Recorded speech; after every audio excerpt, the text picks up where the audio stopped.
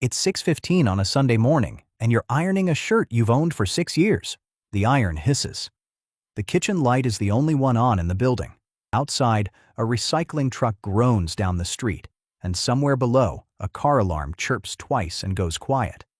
Your kitchen table is the same laminate table you bought secondhand for $60 the year you moved in. There's a chip in the corner from when you dropped a mug. You've never replaced it. Your coffee is instant. 91 cents a cup if you buy the big jar. Your bank app is open on the counter, screen still lit from when you checked it a minute ago. $1,142,600. You look at it the way you'd look at a weather report. Mildly. Then you go back to ironing. Nobody on your floor knows that number. Not your neighbor, who leases a car you couldn't be bothered to lease. Not your co-workers, who assume your modest apartment means a modest life. You've let them assume it, because correcting them has never once seemed worth the conversation. Here's the contradiction, and it's the whole reason this story exists. You look poor, and you are, by any visible measure, quietly one of the wealthiest people you know. Not because you got lucky, not because you inherited anything, because somewhere along the way you stopped trying to look rich and started trying to become rich, and it turned out those two things pull in almost opposite directions. You don't know yet how you got so comfortable with that gap. You don't know yet what it will eventually cost you. But it started, like most things do, with a much smaller number, in a much smaller apartment, a long time before this one. Level 1. The math of not enough. 9 years earlier.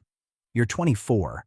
Your studio apartment is 410 square feet, and the radiator makes a sound at night like something dragging a chain. Rent is $890. Your paycheck, after taxes, is $2,410 a month from a job in claims processing that you took because it was the first thing that said yes. You keep a notebook, not an app, a physical notebook, because the first time you tried a budgeting app, it made you feel worse watching a pie chart confirm what you already knew. Rent, $890. Student loan minimum, $210. Car insurance, $96. Groceries, somewhere between $220 and $260, depending on the month. Whatever's left goes to a savings account with $340 in it. $40 matters in this apartment. $40 is the difference between a full tank of gas and driving on fumes to the next paycheck. There's a woman 2 cubicles over named Priya. She's a few years older, drives a 10-year-old Civic with a crack running diagonally across the windshield, and eats the same lunch every day. Rice, beans, whatever vegetable was cheapest that week. You assume, the way you assume things about people you don't really know yet, that she's just careful with money because she has to be. One Friday, waiting for the elevator, you mention you're thinking about opening one of those investment accounts you keep seeing ads for. You expect her to shrug. Instead, she says, "Do it before you talk yourself out of it. Nobody feels ready. That's kind of the point." You don't think much of it at the time. It's one sentence, said while an elevator door was closing. That weekend, you open a brokerage account anyway. You put in $50. It feels almost embarrassingly small. $50 into a fund with a name you don't fully understand, an index that tracks 500 companies you'll never personally deal with. You don't tell anyone.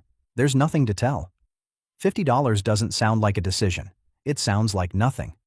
3 weeks later, your car needs a new alternator. $610. You almost don't have it. You put $200 on a credit card and pay it off over 2 months, gritting your teeth every time the statement shows interest. That's level 1. Not glamorous. Not a story anyone would tell at a party. Just a $50 transfer, a cracked windshield coworker, and the quiet decision to keep going even when $40 still very much matters. Level 2. The boring years. 2 years pass. Nothing dramatic happens, and that turns out to be the entire point. You're 26 now. The $50 transfer became $75, then $125. Automated to leave your checking account the day after payday so you never have to decide about it twice. Your salary edges up to $54,000 after a role change. You don't feel richer. You just notice that the notebook has fewer stressful weeks in it. Priya, it turns out, isn't broke. She's aggressive about her 401k match and puts almost a third of every raise straight into her retirement account before she lets herself get used to having it. She tells you this over lunch one day, almost apologetically, like she's confessing something. "I just don't let the number in my checking account go up," she says.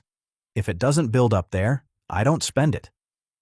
You start doing something similar.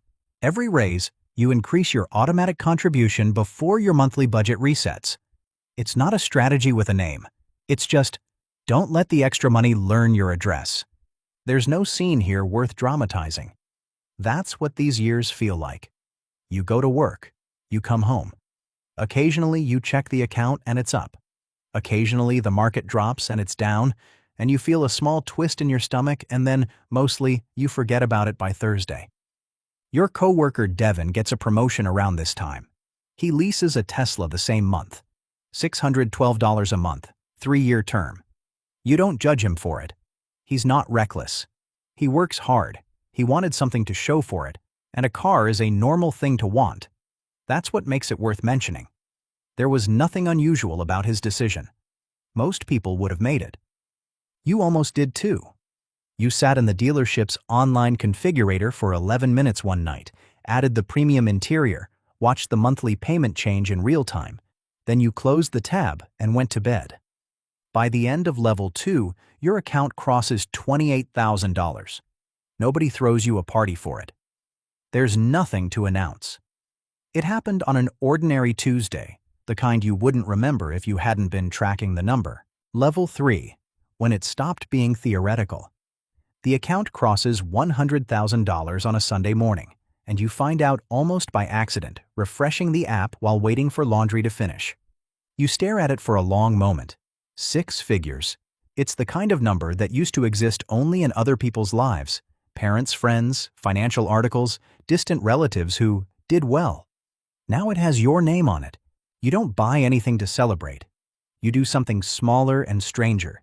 You sit very still for a minute, the way you do when something important happens and there's no one around to tell. This is also the year the market drops 19% in 5 months. You watch $100,000 become $84,000 on paper, and your stomach does the same twist it always does, except bigger this time because the number is bigger. You think about pulling everything into cash. You call your bank once and hang up before the hold music finishes. Instead, you do the boring thing again. You keep the automatic transfer running. $125 a paycheck goes in anyway, into a fund that's technically worth less per share than it was a month ago, which means, mathematically, you're buying more of it for the same money. Nobody explains this to you in a way that makes it feel good. It just feels like doing something stubborn while everyone around you talks about the news. 6 months later, the market recovers. Your account isn't just back to $100,000. It's at $118,000 because you never stopped buying on the way down. Devin, that same year, trades in the Tesla lease for a bigger one. New payment, $740 a month. He's not struggling exactly, but you notice he started picking up extra shifts on weekends, something he never used to do. You don't say anything. It's not your business, and besides, he seems happy. That's the uncomfortable part. He is happy. It's just a specific kind of happy that requires the next paycheck to show up on time, every time, indefinitely. You get a $310 unexpected bill that same month. A dental procedure your insurance half covers. 2 years ago, it would have gone on a card. This time, you pay it from checking without thinking twice, and you notice, almost as an afterthought, that you didn't think twice. That's the real milestone of level 3. Not the $100,000. The moment a $310 bill stopped being an emergency. Level 4, the crossover. 4 more years pass. You're 32. Your salary is $71,000. Your portfolio is $312,000. Here's what nobody tells you about this stage. It starts doing something your paycheck never could. In a single strong quarter, the account grows by $19,400, more than 3 months of your take-home pay, without you touching it, without a raise, without a promotion, without doing anything except leaving it alone. You sit with that for a while. Your job pays you for showing up and doing work. This money is paying you for having decided years ago not to spend it. You don't quit anything. You still show up Monday morning, badge still cracked at the corner from being dropped so many times you stopped noticing. But something has shifted in how you experience the job. It no longer feels like the only thing standing between you and disaster. It feels for the first time optional in a way you can't fully explain yet. Not today, not this year, but eventually. The old Toyota is still in the parking lot. 9 years old now, worth maybe $6,200. A coworker asks, not unkindly, when you're finally going to treat yourself. You laugh it off. You don't tell her the account crossed $300,000 last spring. You've learned that telling people rarely goes anywhere good. It either makes them uncomfortable or makes them start asking for advice you're not sure you're qualified to give.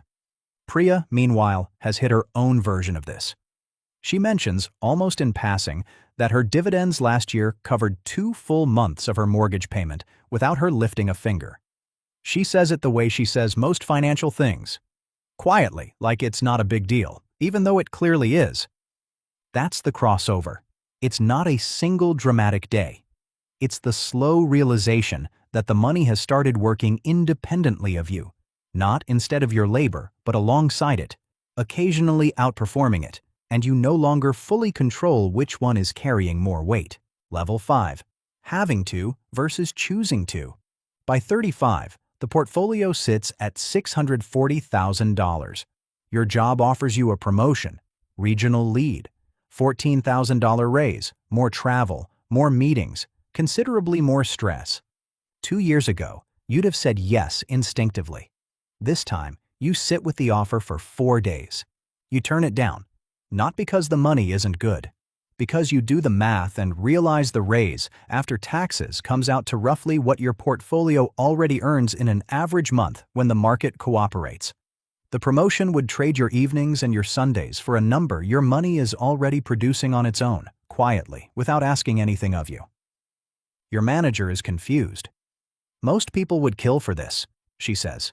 She's not wrong. A year ago, you might have too.